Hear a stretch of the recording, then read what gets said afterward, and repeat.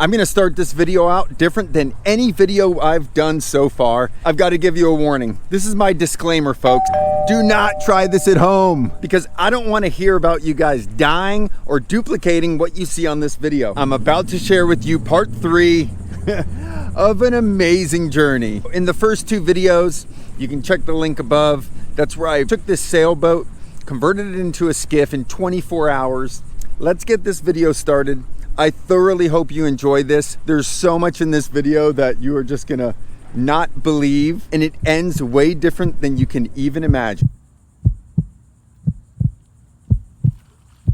We're on Project Sailboat Skiff. We are getting ready to take, look at all this. We are getting ready to cross over to the Bahamas. We're in Stuart right now, and we are going to possibly leave from here, or we might work our way south. It all is going to depend on how the inlet is and what the ocean's looking like right now. We've got a nice weather window, so we've got all our gear, spare motor, tons of fuel. We've got our EPIRB, GPS, backup upon backup upon backup. So let's put this puppy to the ultimate test. Yeah, here we go. We're going to the Bahamas. So one of the things I like to do is do a test run fully loaded. So I opted to, instead of leave out of Stuart, to actually run south down the intercoastal all the way down to West Palm. This would give a good opportunity to work out fuel mileage, weight distribution, how the boat rode, find out comfy cruising speeds. You can see here we're just cruising south of Stuart on the intercoastal. It's a beautiful run. You can see the little beanbag chair. I got it set up on the back deck. It's actually a pretty great spot to sit and ride from. And this was Joey's first time going south down the intercoastal, so it was neat. And his night set, got to see all the big houses. And then we were treated to probably one of the most beautiful sunsets. And it worked out that our best time to cross was going to be about 11 p.m. So we departed at 11 p.m. and rode through the night. So as we departed, the ocean laid down just as expected, and we were able to average about 10-11 knots, making good way until about 2 a.m., and that's when everything shifted. We got a really short interval head sea, nothing too bad, just the chop that really beat us up. So we were only able to maintain about 3-4 knots for a majority of the early morning, leading until sunrise. But I'm a firm believer in letting the ocean tell you how fast to go, so we just took our time and cruised. All right, so 21 miles off of Grand Bahama. First mate, Joey, what do you think, buddy? Oh, it's an adventure. It's his first time ever crossing to the Bahamas, and what about to do it on? I figured I wasn't going to play games. I wanted to go the hardest possible way. The struggle is real. Let's see. Here we are. So we're gonna fuel up. It's been a rough ride, to say the least, but it's going good. So the best part of bringing friends over to the Bahamas for the first time is, no doubt, the first time they lay eyes on this water. So we're getting close. It's about to happen. You ready, buddy? Oh, I can't wait.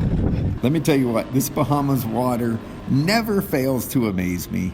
It is absolutely beautiful. It's like seeing it for the first time every time. Ever since I was a kid, it just takes my breath away. So even though we're sleep deprived, we've been going on almost a 12-hour crossing to this point. Joey and I got our second wind. We check into customs and we're back on the water, heading to meet with my buddy Dan, who's anchored only a couple miles away. He's in a kick-butt sailboat. We're going to hang out with him for a couple days and do some exploring.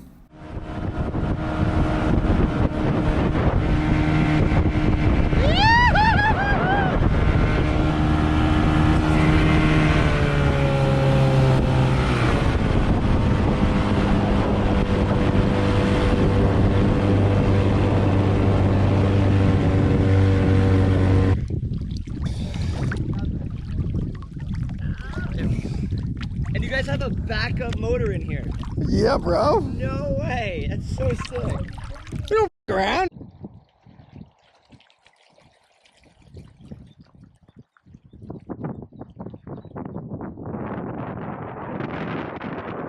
All right, so we've gotten to our spot that we're gonna be. And I like to offload some weight, especially when you're trying to run around and spearfish, do stuff. So this is what we've done.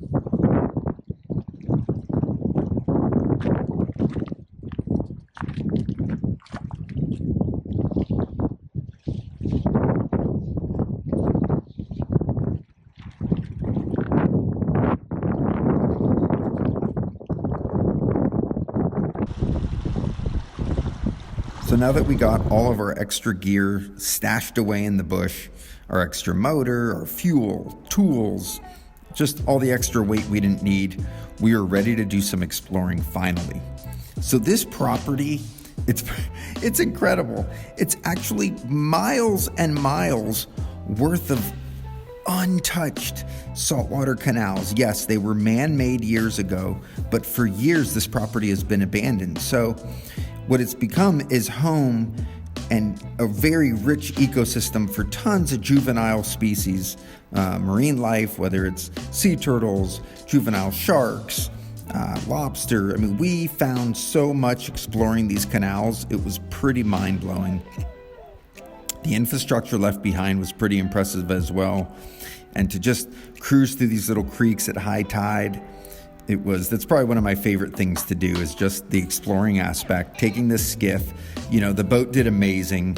We were floating in just inches of water at times.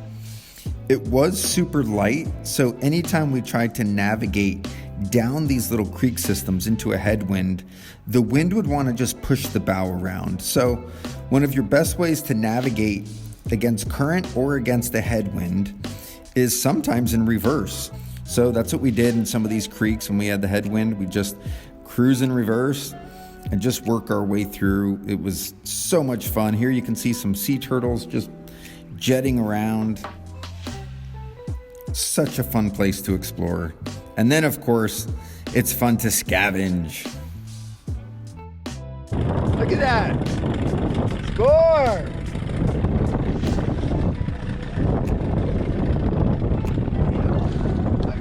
Nice! Look at that.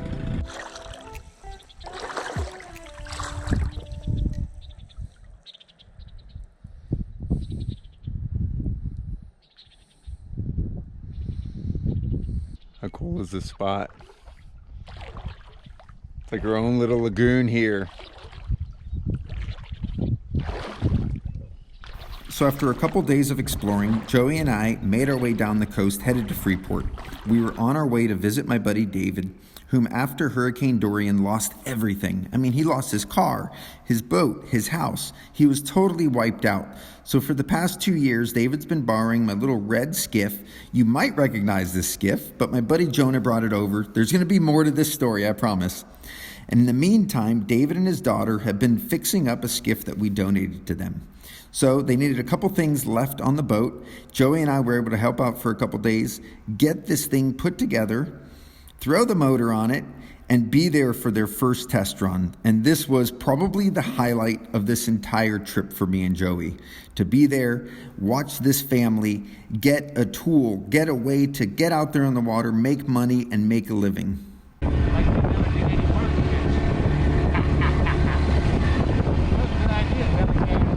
Yeah, buddy!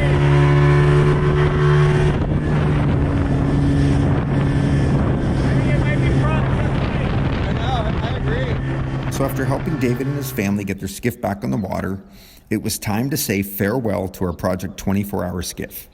Yes, we were donating our project skiff to a deserving Bahamian fisher. That's going to be an episode you are not going to want to miss in the near future. So I had to focus my attention now on Little Red. So the next phase of the adventure is going to be taking Little Red on a 60-mile trip one way to an island called Sweeting's Cay, or pronounced Sweeting's Key. If you see the link above and click it, you'll see a past video where I visit Sweeting's. You'll meet one of my good buddies there as we explore, dive, fish, and check out the island and everything it has. I am going to take Little Red. It will be the smallest skiff I have ever voyaged in. I'm crossing the Gulf Stream and heading all the way back to Florida, over 160 miles from Sweeting's Key back to Florida. I'm telling you, this is going to be an episode you are not going to want to miss, I promise. So that wraps it up for this video, folks. As always, I appreciate so much your views, your comments, your likes, your subscriptions. Your engagement is just next level for me. It motivates me to continue doing these videos and to try to make each one better than the last. Thank you so much for watching, and I look forward to seeing you next time.